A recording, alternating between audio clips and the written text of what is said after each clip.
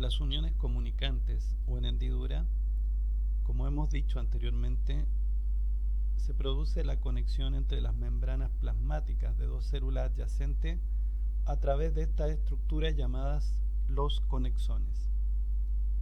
Los conexones se conectan entre sí, dos conexones localizados en las membranas plasmáticas de la célula adyacente, y forman un canal que permite el paso de iones, de nucleótidos y segundos mensajeros. Este conexón puede estar abierto o puede estar cerrado. Estos cambios conformacionales dependen de cambios en los niveles de calcio o de pH. Si aumenta el calcio, el conexón va a estar en el estado cerrado, y si disminuye va a estar en estado abierto, permitiendo el flujo de señales entre el citoplasma de las dos células adyacentes. Este tipo de uniones, como lo hemos dicho, va a estar entre muchas células, por ejemplo, células epiteliales, células del tejido óseo y también células musculares cardíacas y células musculares lisas. En inglés esta unión se llama gap junction. Otro tipo de unión es el hemidesmosoma. A diferencia de las anteriores, esta unión permite la conexión entre la membrana plasmática de una célula y la matriz extracelular subyacente. En este caso vemos aquí abajo la membrana basal.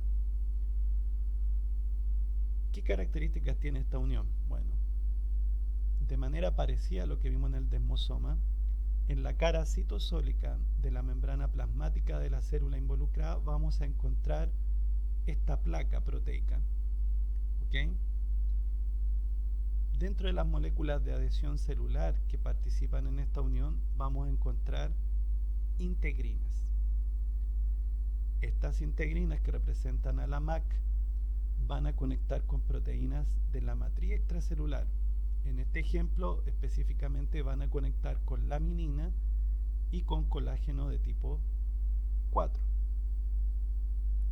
¿Ok? Por su parte, sobre la placa citosólica van a converger filamentos intermedios. Si comparamos el hemidesmosoma con el desmosoma, nos vamos a dar cuenta que una de las principales diferencias está en la MAC involucrada. En el caso del desmosoma, las MAC involucradas son las caderinas. En cambio, en el hemidesmosoma, la MAC involucrada es la integrina.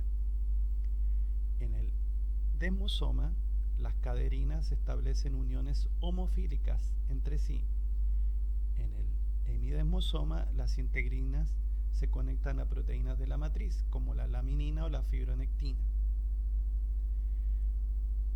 En ambos casos vamos a encontrar placas en la cara citosólica, placas proteicas, pero la diferencia es que en el caso del hemidesmosoma, en el caso del desmosoma, dentro de la placa citosólica, las proteínas de anclaje van a ser la desmoplaquina y la placoglobina.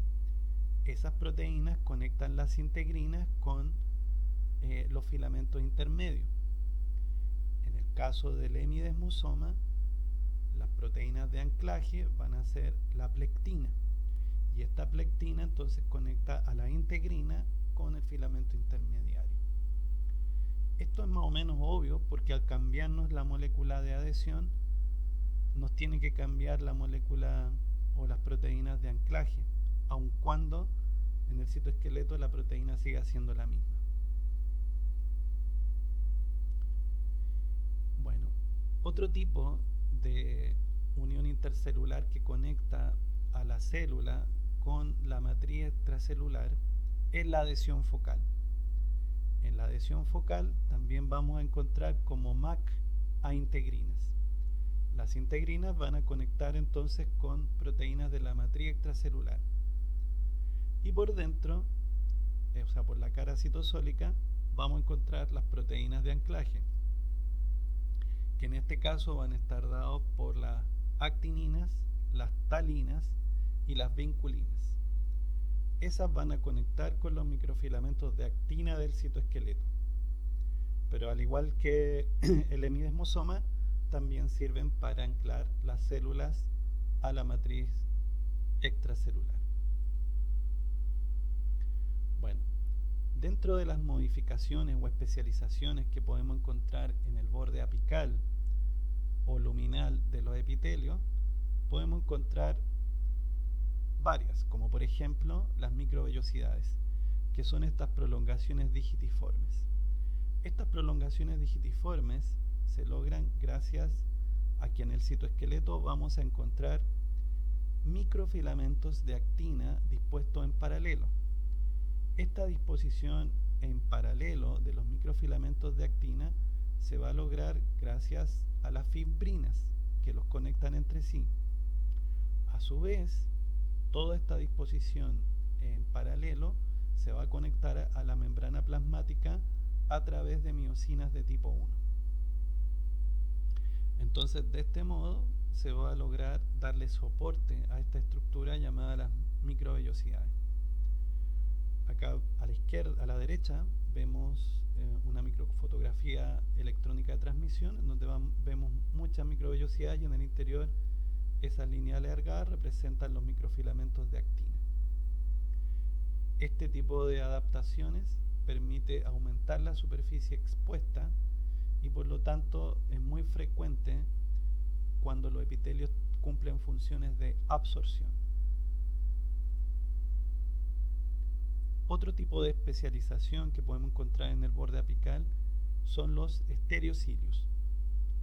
Los estereocilios son largas prolongaciones a partir del borde apical, móviles, prolongaciones móviles, que se pueden anastomosar entre sí, o sea, unir entre sí. El esqueleto central de este estereocilio también está compuesto por microfilamentos de actina dispuestos en paralelo. Aquí también esa disposición en paralelo se logra gracias a la fimbrina, solo que la conexión de estos paquetes de microfilamentos de actina dispuestos en paralelo se conectan con la membrana plasmática a través de esta proteína que es la ersina. El rol de los estereocilios es facilitar el movimiento de sustancias a través de la superficie de los epitelios. Por ejemplo, en esta microfotografía electrónica de transmisión que vemos acá, vemos estereocilios cortados longitudinalmente y por acá cortados transversalmente. Este es el borde apical del epitelio. Estos son estereocilios en el epidídimo humano y esos van a facilitar el desplazamiento de los gametos a través de este. Otra especialización con un nombre parecido pero con una estructura distinta a la anterior son los cilios.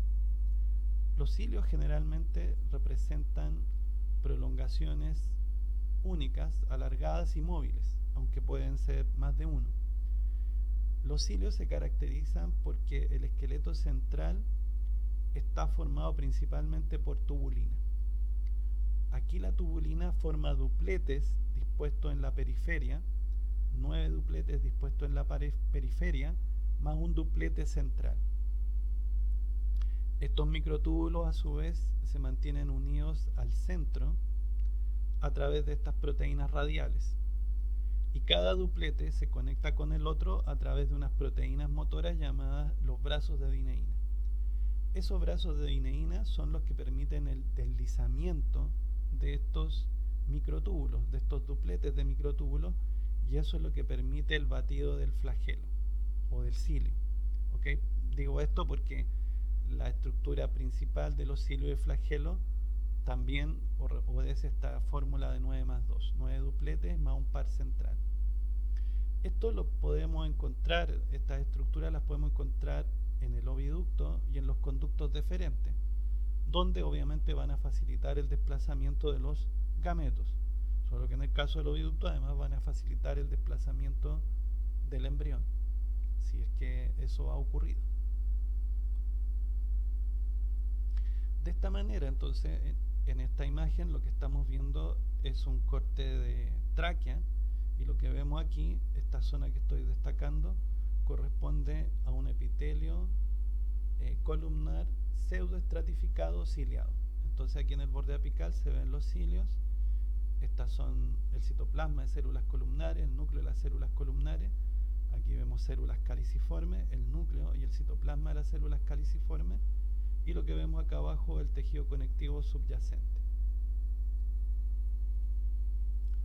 Bueno, dentro de las alteraciones que podemos encontrar en los cilios, tenemos lo que se llama la discinesia ciliar primaria, ¿no es cierto? O el síndrome de los cilios inmóviles. Y acá tenemos dos alteraciones comunes, o sea, digamos, conocidas más bien, que son el síndrome de Cartagener y el síndrome de Young. Bueno, en el síndrome de Cartagener faltan los brazos de dineína. Al faltar los brazos de dineína, obviamente no se va a poder producir el deslizamiento de los dupletes de microtúbulos.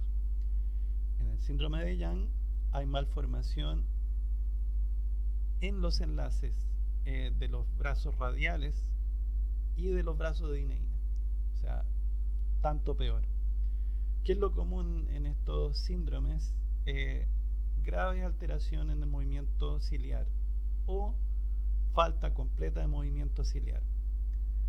Esto, por lo tanto, va a afectar a todas las estructuras que contienen cilios. Entonces, por ejemplo, va a haber dificultades respiratorias, facilitando la acumulación de moco y la proliferación de microorganismos que pueden generar bronquitis, sinusitis, otitis media, tos persistente, asma. Pero también, como hemos visto, ¿no es cierto?, también puede afectar a los conductos deferentes y por lo tanto, como el flagelo, hemos dicho, también tiene esta misma estructura de los cilios, entonces eso también puede relacionarse con problemas de infertilidad. En el caso también del sistema nervioso central, las células ependimales que contienen cilios, al dejar de funcionar, pueden afectar el fluido del líquido cerebroespinal o líquido cefalorraquídeo y pueden facilitar la aparición de hidrocefalia. ¿Ok? Entonces, esos son algunos ejemplos de alteraciones en la estructura y función de los cilios y eventualmente de los flagelos.